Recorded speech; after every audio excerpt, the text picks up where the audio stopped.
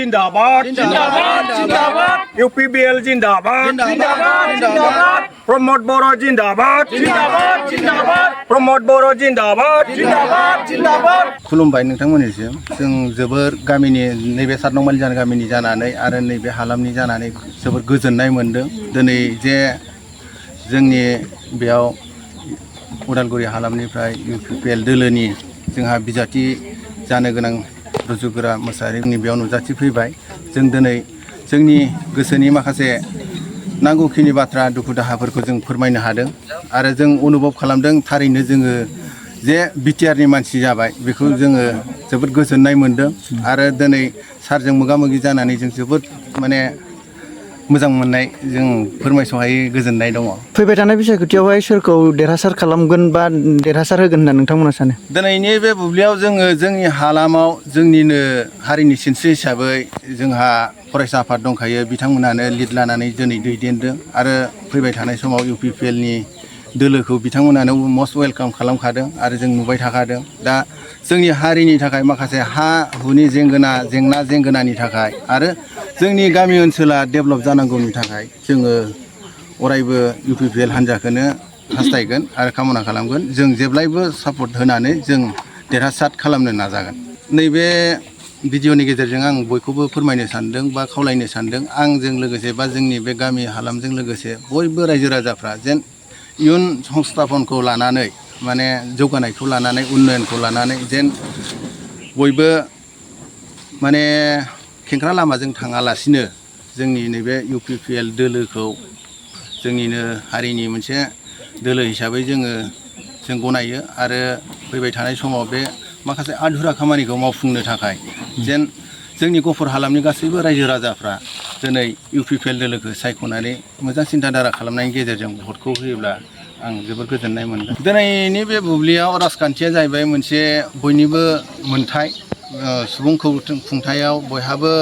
माने राजनितिखौ बा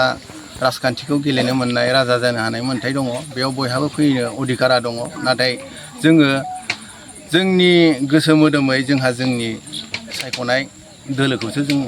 भट होगोन नाथाय जायबोखि फैया बिथांमोनखौ जोङो माना खालामा आरो बयहाबो फैनो थाखाय मोन्थाय दं जेथिया जोङो बेखौ उल्था माने फिन माबा खालामा आरोना।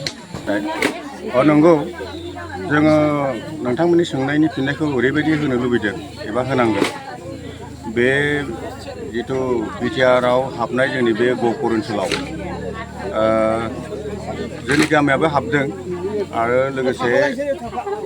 बेवहाय माखासे गामि हाबबावदों जोंजों लोगोसे जोंथ' बिराद गोजोननाय मोनदों आरो खारन जोंना एफआरसि हिसाबैसो हाबनाय जादों बेयाव गामिया जोंना नयगरिया गरबालिजान आरो गाम्बारिगुरि सातनंबालिजान एफआरसि हिसाबै हाबनानै मोननानै जों बिटिआरआव जों थाफानानै गोजोननाय जोबोद मोनदों आरो बिराद गोजोननाय मोनदों आरो बास बे गोजोननायखौ जोङो जोबोद मोजां मोनदों आरो जेनेबा फैबाय थानाय जिथु इलेक्सननि थाखाय जोङो बेखौनो बुंनांगोन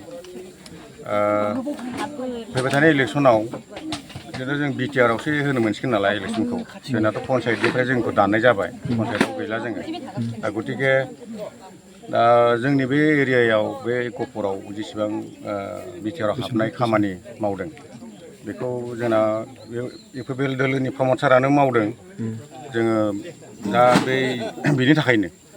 प्रमद बर' सारनि जानानै जोङो इलेक्सनखौ जोङो गेलेगोन आरो जोङो बे ट्रेक्टरावनो जोङो भटखौ थुनाय जागोन जोङो बेखौ खाथां बुंनो हायो आरो खारन जोंनि मिजिं जिथु गहपुरबासि रायजो गहपुर बाखिन्दा बे जोंनि हानि मोन्थाय बेखौ जों मोननो हाबाय आरो माखासे जोंनि बर' हारिनि गोबां समस्या समाधान खालामदों जों बेखौ नुनानै मोनगासिनो दं जाहाथे जों उन्नत जायो इयुनाव बाव जोङो साबायखर होयो प्रमद बर' सारखौ एकदम माने मस्ट वेलकाम जोंनिसिम फैनांगौ जोंजों लोगोसे मिटिं खुंनांगौ जोंनि बे गहपुरावबो सारखौ जों खावलायहरदों।